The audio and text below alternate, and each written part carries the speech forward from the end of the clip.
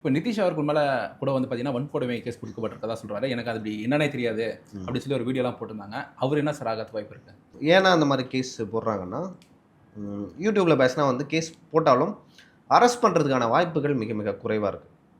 ஏன்னா ஜிஆர்எஸ் சாமிநாதன் அவர்கள் வந்து ஒரு தீர்ப்பில, இதே சவுக்கு சங்கர் அவரோட தீர்ப்பில அரெஸ்ட் பண்ணும்பொழுது, ஒருத்தவங்கள யூடியூப்ல பேசுறாங்க.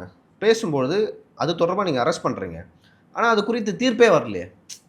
அவர் பேசுனது சரியா, தவறா அப்படின்னு சொல்லிட்டு அது எப்ப தெரியும்னா, நீதிமன்றம் வந்து அனலைஸ் பண்ணி உங்களுக்கு ஒரு தீர்ப்பு குடுப்போம். ஆமா, அவர் பேசுனது சரி, தவறுன்னு. அதுக்கு முன்னாடியே அவர போய் வந்து நீங்க சிறையில வச்சீங்கன்னா, அப்ப இத்தன நாள் அவர் சிறையில இருக்காரு. அது ஒரு விஷயம்.